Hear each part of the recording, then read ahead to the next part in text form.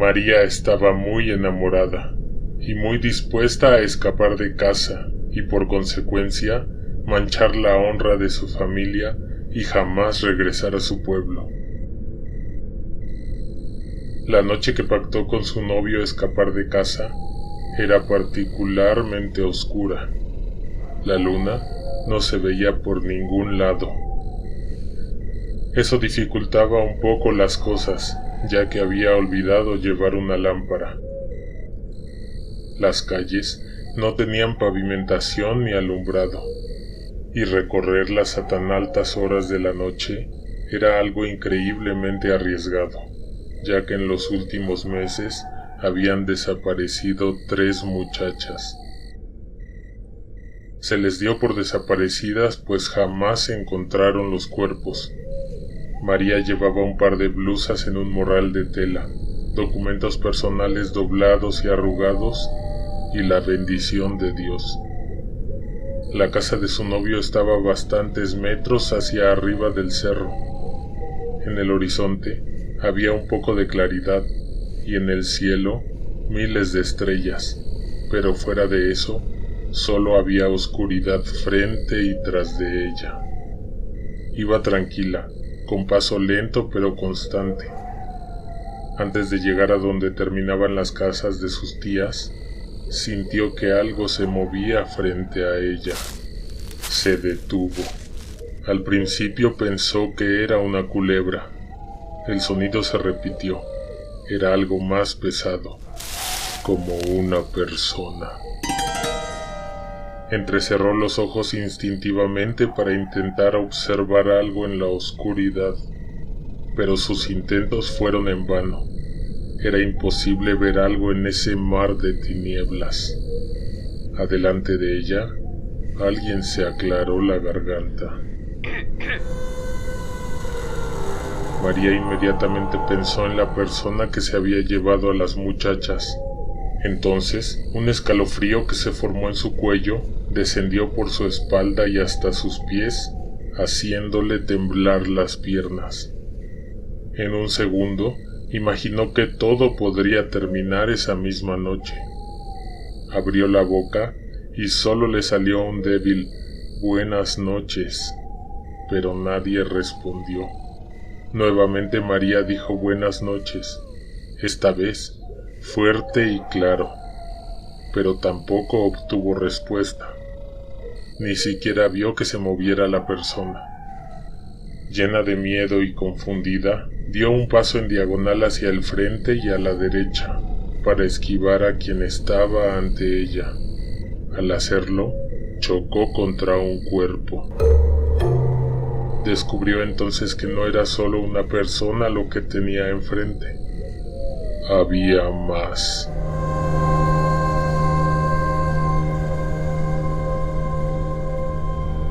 Alguien te observa en la oscuridad presenta. Desaparecidas.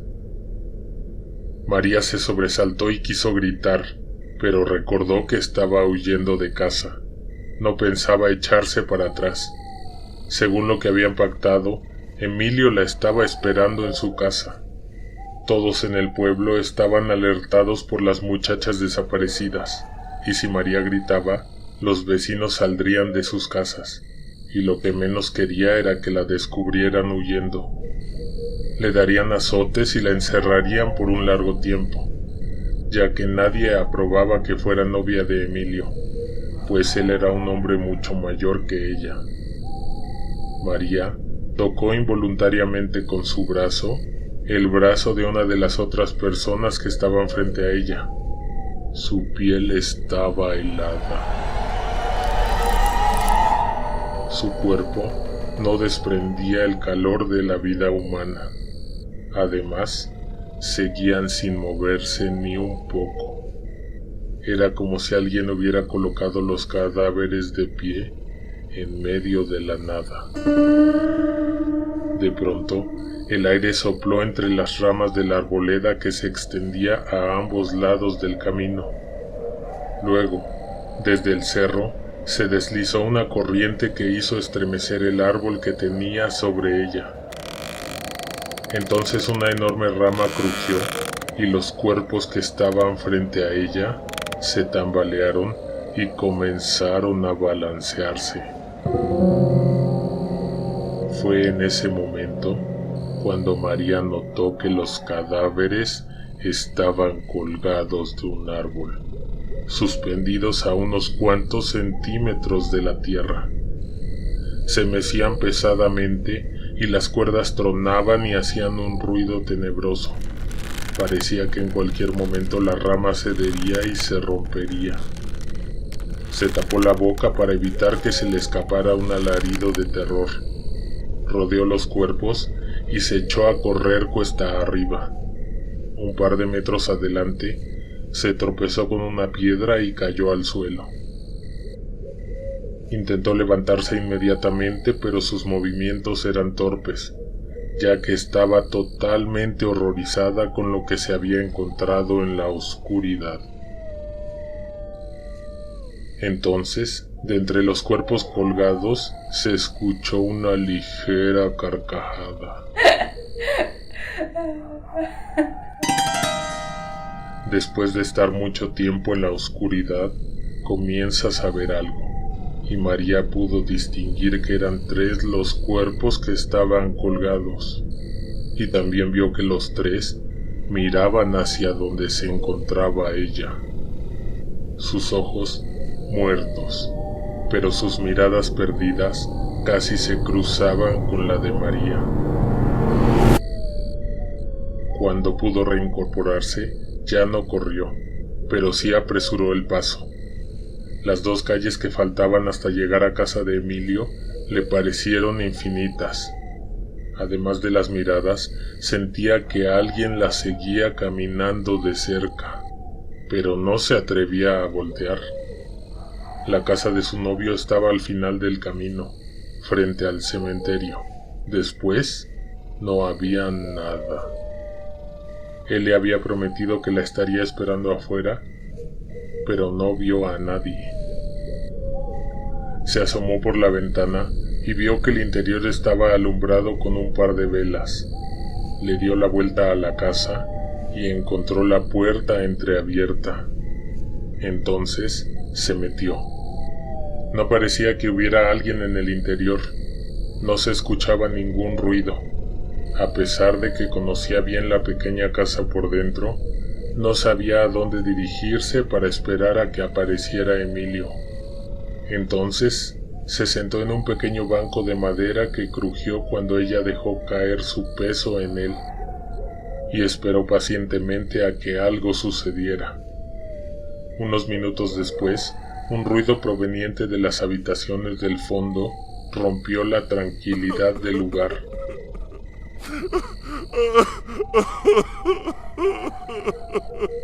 María pensó inmediatamente que él se habría quedado dormido y se metió a su habitación. Entró y no comprendió inmediatamente lo que estaba viendo.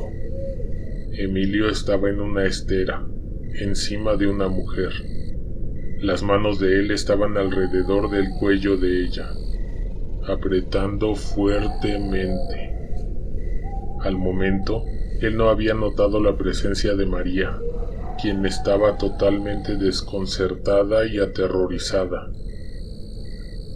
Se quedó paralizada viendo tan impresionante y violenta escena. Entonces, la mujer que estaba siendo asfixiada volteó hacia la entrada del cuarto y vio a María directamente a los ojos. Fue en ese momento cuando Emilio notó la presencia de María y se levantó. La mujer que estaba sobre el petate no se movió ni un poco. Parecía que estaba inconsciente o muerta. Él caminó hacia la entrada y María retrocedió un par de pasos. Le pasó por la mente que su novio era el responsable de las desapariciones que tanto habían conmocionado a los habitantes del pueblo. Inmediatamente lo confrontó y le preguntó qué había hecho con esas otras mujeres desaparecidas. ¿Desaparecidas?, preguntó él, y de inmediato agregó: no están desaparecidas, están aquí. Y señaló hacia donde estaba María. Ella volteó con temor, lentamente, por encima del hombro, y detrás de ella vio que estaban 3 mujeres, vestidas de blanco. Callaban. Eran las mismas que había visto colgadas del árbol. Sintió las mismas miradas que había sentido hacía unos minutos en la oscura calle. Se veían igual de inertes que antes, sin vida. Entonces, súbitamente, la mujer a la que estaba asfixiando Emilio, cuando María llegó, se levantó del piso sin gran dificultad. Sus pies levitaban unos centímetros por encima de la superficie. Abrazó por detrás al hombre y le besó el cuello. Inmediatamente la reconoció. Era su prima.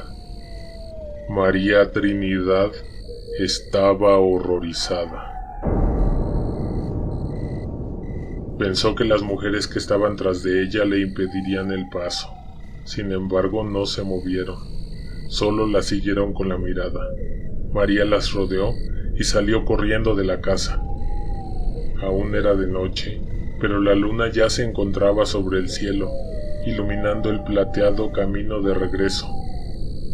El ruido que hizo al salir despertó a varios en la calle, quienes salieron a asomarse para ver de qué se trataba. Cuando llegó al final de la calle, donde estaba su casa, encontró a su madre esperándola en la puerta. Estaba tan preocupada como molesta. Tras de María Trinidad ya venían varios vecinos caminando para enterarse de lo que estaba sucediendo. Además de asustada, María Trinidad tenía el corazón roto, y el incipiente dolor la hizo querer vengarse inmediatamente de él, por lo que les contó a su madre y a los demás vecinos lo que había visto, exagerando bastante los sucesos. Les dijo que lo que vio dentro de esa casa era algo malévolo, oscuro, horrible, demoníaco y espantoso. Convenció a todos de que ahí, en esa casa, las mujeres que ellos creían desaparecidas hacían pactos de sangre con el diablo. También dio el nombre de su prima, a quien sí había visto ahí, abrazando cariñosamente a Emilio. Después de eso, varios regresaron a dormir. María Trinidad se recostó en su cama. Sus pensamientos le estaban comenzando a provocar dolores de cabeza. Difícilmente conciliaría el sueño después de lo que le había pasado. Estuvo un par de horas dando vueltas y enredándose entre las sábanas, cuando sin darse cuenta, empezó a quedarse dormida. Habían pasado apenas 10 minutos, cuando afuera de su cuarto, de pronto se escuchó un ruido que la despertó. Inmediatamente, por la ventana, entró un hombre. La oscuridad impedía ver de qué se trataba, pero María sabía bien que era Emilio quien acababa de irrumpir en su habitación. Ella no pudo articular ni una sola palabra, mucho menos gritar. Se quedó pasmada ante él. El hombre se dirigió hacia ella y se subió a la cama. Se puso encima de ella y la inmovilizó con sus piernas y sus brazos. Recordó la escena que había visto hacía un par de horas. Entonces, él sacó algo de entre sus ropas. Era un mechón de pelo, o más bien, una maraña de cabello amarrado con hilo rojo. Estaba húmedo y apestaba. Él lo agarraba con cuidado. Aproximó su mano derecha hacia la mandíbula de María y la apretó con fuerza. Sin batallar tanto, metió el envoltorio de cabello en la boca de María Trinidad y la hizo tragárselo. Le tapó la boca y la nariz, impidiéndole también respirar. Él tenía mucha fuerza, además de que con su cuerpo le ejercía presión sobre sus extremidades. No tuvo más que dejar que eso pasara por su garganta. Emilio no se quitaba de encima y aún le tapaba la boca. En unos cuantos segundos quedó rendida y poco después perdió el conocimiento. Un par de horas después despertó adolorida y con la extraña sensación de que lo sucedido anoche había sido un sueño. Mientras tanto, solo fue cuestión de horas para que los vecinos se organizaran y al despuntar el alba, emprendieran juntos el camino hacia el final de la calle. Irrumpieron al interior de la casa. Entre ellos iba María Trinidad. Vieron algo que ella no había visto cuando entró en la noche.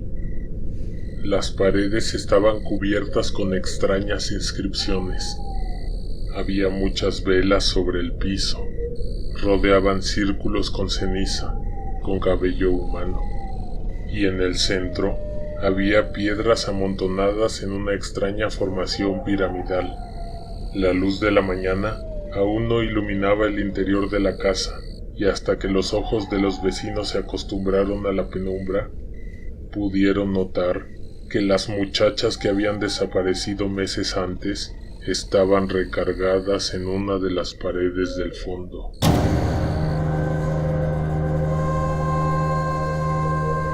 También estaba la prima de María Trinidad. La ignorancia y el miedo en la mente de las multitudes son armas demasiado peligrosas. Entre varias mujeres sacaron a las muchachas de la casa. Nadie pudo evitar notar que sus cuerpos estaban helados, que no se parecían en nada a las mujeres que ellos recordaban. Salieron de casa y pasaron por enfrente del cementerio, hacia donde ellas dirigieron su mirada. Fue espantoso ver las expresiones en sus rostros muertos. Eran de felicidad, de emoción, como si estuvieran a punto de emprender una aventura, una cacería o una búsqueda. Cuesta abajo, al final de la calle, alguien ya había preparado una fogata que comenzaba a arder. Las llamas se elevaban por varios metros. Llevaban a las muchachas por la calle, como una procesión en la que ellas no oponían resistencia. Una sola palabra de la boca de María Trinidad había bastado para condenar el destino de estas mujeres. Las lanzaron al fuego violentamente y se quedaron a observar cómo ardían, hasta que se consumieron por completo. Los familiares de las muchachas que habían sido devoradas por las llamas se veían tranquilos. Ninguno estaba perturbado por el horrible espectáculo al que todos habían acudido. Solo los hermanos de María Trinidad habían decidido permanecer en casa. Ni siquiera se asomaron por la ventana. Uno de ellos había estado saliendo con una de las muchachas antes de que desapareciera, y le dolió mucho enterarse de su trágico final. Los restos de la hoguera quedaron durante varios días en medio de la calle, probablemente como una advertencia lanzada al aire. Exactamente un mes después, un 12 de diciembre, María Trinidad comenzó a experimentar los síntomas de una extraña enfermedad. Empezó a llenarse su piel de horribles llagas.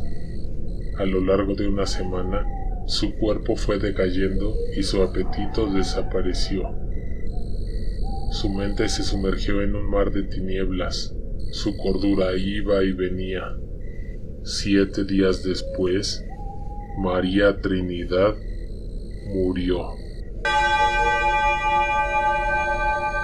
Si has seguido con regularidad nuestros relatos, seguramente ya sabes qué pasó cuando fueron a enterrar a María Trinidad. Si no lo has escuchado, en la descripción de este video te dejo el link.